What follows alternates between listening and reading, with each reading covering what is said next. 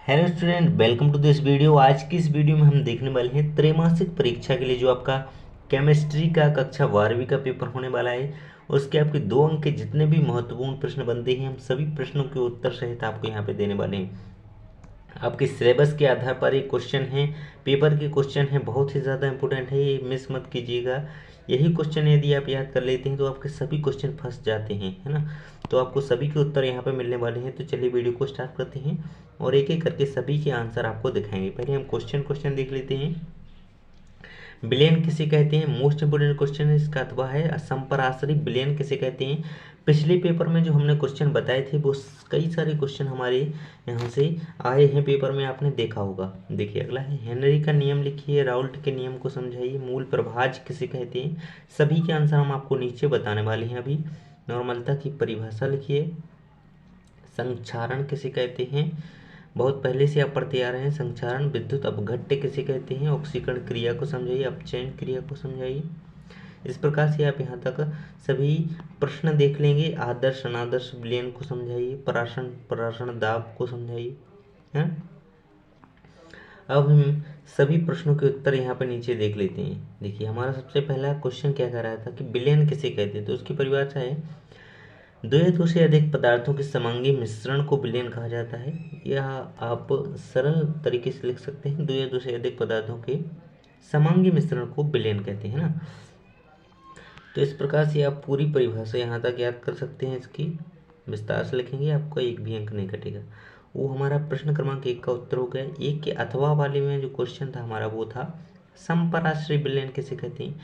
तो वे दो विलयन जिन्हें अर्ध पारगम्य झिल्ली से पृथक करने पर पराशरण नहीं होता है समपराश्रय विलयन कहलाते हैं। इन विलयनों का पराशरण दाब समान होता है। तो प्रश्न क्रमांक 1 के अथवा वाले का आंसर यहाँ पे हमने देख लिया, समपराश्रय विलयन। ये क्वेश्चन आपको रामबाण की तरह तैयार कर लेना है। ये आपके लिए बहुत ही ज़्यादा तेज होने वाले हैं, क्योंकि बहुत ज़्यादा इम्पोर्टेंट होने वाले हैं, क्योंकि वेरी मोस्ट इम्पोर्टेंट आपके सिलेबस पर आधारित हैं। जो पाठ आपके आने हैं, जो क्वेश्चन आते हैं, जो कई बार पूछे जाते हैं, जो पूछे जाएंगे पेपर में 11 तारीख को, वही क्वेश्चन यहाँ पे आपको बताए जा रहे हैं, है ना। हेनरी के नियम के अनुसार आपको हेनरी का यहाँ पे नियम पूछ रहा था क्वेश्चन नंबर 2 में। तो यहाँ पे हेनरी का नियम दिया गया है। देखिए स्थिर ताप पर किसी गैस की द्रव में विलेयता गैस पर आरोपित दाब के समानुपाती होती है। तो यहाँ पे आप इस प्रकार से हेनरी का नियम लिख सकते हैं। क्वेश्चन नंबर 2 का अथवा था, हेनरी के नियम के अथवा में था राउल्ट का नियम लिखिए। तो यहाँ पे राउल्ट और हेनरी दोनों का नियम आपको अच्छी तरीके से कंप्लीट कर लेना है। अगला क्वेश्चन है आपका क्वेश्चन नंबर 3, मूल प्रभाज को समझाइए। Very very most important question. पूरा क्वेश्चन आप यहाँ तक तैयार कर लेंगे, पूरा आंसर यहाँ पे दिया गया है मूल प्रभाज का। अगला क्वेश्चन है आपका नॉर्मलता किसे कहते हैं? वेरी मोस्ट इंपोर्टेंट परिभाषा है आपकी नॉर्मलता की, और बहुत ही आसान तरीके से यहाँ पे लिखा है किसी विलयन के 1 लीटर में घुले हुए विलेय के ग्राम तुल्यांक भारों की संख्या को विलयन की नॉर्मलता कहा जाता है। इसे कैपिटल एन से प्रदर्शित किया जाता है।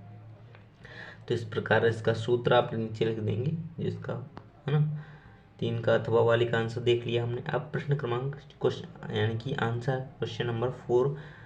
तो प्रश्न क्रमांक 4 का आंसर जो है हमारा वो संक्षारण क्या है, ये क्वेश्चन था हमारा। तो इसका आंसर हम देख लें। जब धातुओं को वायुमंडल के संपर्क में रखा जाता है तो वायुमंडल में उपस्थित गैसें नमी के साथ नमी की उपस्थिति में धातु धीरे धीरे नष्ट होने लगती है।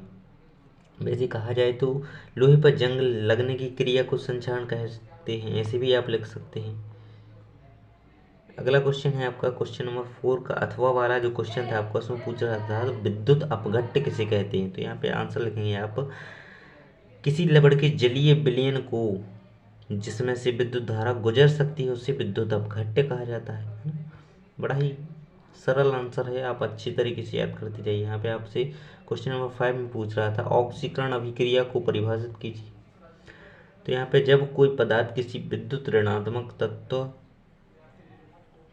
का ऑक्सीजन से संयोग करता है तो इसे ऑक्सीकरण कहते हैं। अथवा में इतनी दूसरी परिभाषा भी आप इसी की याद कर सकते हैं। इसका उदाहरण भी आप देख लेंगे यहाँ पे ऑक्सीकरण का। कार्बन का ऑक्सीकरण यहाँ पे हो रहा है, C+O2 जुड़ रहे हैं तो CO2 का निर्माण हो रहा है। यहाँ पे आप देखेंगे अपचयन की परिभाषा यदि हम देखें, जब विद्युत धनात्मक तत्व अथवा हाइड्रोजन से संयोग करता है तो इसे अपचयन कहते हैं, है ना। तो यहाँ पे इसका उदाहरण आप देखेंगे, देखिए यहाँ पे उदाहरण इसके दो दिए गए हैं, ये आप देख लेंगे। क्वेश्चन नंबर 6 था हमारा, विशिष्ट चालकता की परिभाषा लिखिए। क्वेश्चन हम सभी देख चुके हैं ऊपर, और भी कई वीडियोस हमारे चैनल पर अपलोडेड हैं रसायन विज्ञान के, तो वो भी आप जाकर के देखिए, सभी आपके लिए इम्पोर्टेंट हैं। अभी आपका पेपर बहुत नज़दीक है, आपको सभी क्वेश्चन तैयार कर लेने चाहिए। देखिए विशिष्ट चालकता की परिभाषा यहाँ पे दी गई है, पूरी आपको तैयार कर लेनी है। कोलराउस का नियम आपको यहाँ पर पूछ रहा था, तो यहाँ पे देखिए दिया गया है, पूरे याद कर लेंगे। अगला क्वेश्चन है आपका ओम का नियम लिखिए। बिल्कुल आपको इसे छोड़ना नहीं है, अच्छी तरीके से रट लेना है, बिल्कुल याद कर लेना, समझ लेना है। 2 नंबर का एक क्वेश्चन आता है, नियम तो आता है, जैसे नियम बस पूछता है तो 2 नंबर में आ जाता है आपका, है ना। तो आप इसे इतना याद कर लेंगे नियम को, और जो आपका आगे का पूरा समझाने की प्रोसेस होती है वो यदि बड़े अंक में आपसे पूछा जाता है तो आपको पूरा कर लेना है ना। आपको ओम का नियम 2 अंक के तौर पे से याद कर ही लेना है। इसका अथवा वाला आंसर है, क्वेश्चन था कि फैराडे का विद्युत अपघटन नियम लिखिए। तो यहाँ पे इसका आंसर दिया गया है, आप पूरा आंसर यहाँ पे देख लेंगे। अगला क्वेश्चन था आपका, लेगेंड किसे कहते हैं।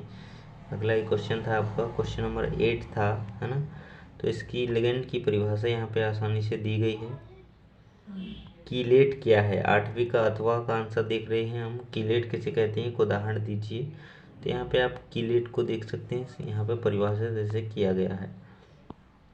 अगला क्वेश्चन था आपका, परासरण किसे कहते हैं, यानी कि ऐसे क्वेश्चन था कि परासरण और परासरण दाब को समझाइए। तो यहाँ पे परासरण आप देख सकते हैं, अब इसके नीचे हम परासरण दाब देख लेते हैं। देखिए ये परासरण दाब की परिभाषा रही, और इसका इस प्रकार हम नामांकित चित्र भी बना सकते हैं।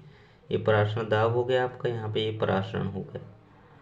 अगला क्वेश्चन था आपका, आदर्श एवं अनादर्श विलयन में कोई 2 अंतर लिखिए। तो 2 अंतर तो आपको याद कर ही लेना है, आप चारों याद कर लेंगे तो आप 2 आसानी से अच्छी तरीके से बन जाएंगे। आपको सभी अंतर ये याद कर लेने हैं ताकि आप आसानी से वहाँ पे लिख पाएँ, आदर्श और अनादर्श विलयन। अगला और लास्ट क्वेश्चन है आपका 10वीं का अथवा वाला, सेल स्थिरांक किसे कहते हैं। तो किसी रासायनिक अभिक्रिया का साम्य स्थिरांक या संतुलन स्थिरांक उस अभिक्रिया के साम्य अवस्था में, इस प्रकार से आप पूरा याद कर लेंगे। यहाँ तक आपके सभी यानी कि 2 अंक के जो क्वेश्चन बन सकते हैं वो सभी कंप्लीट हो जाते हैं। यदि आप इन्हें कंप्लीट कर लेते हैं तो आपके बहुत अच्छे अंक आपको प्राप्त होंगे।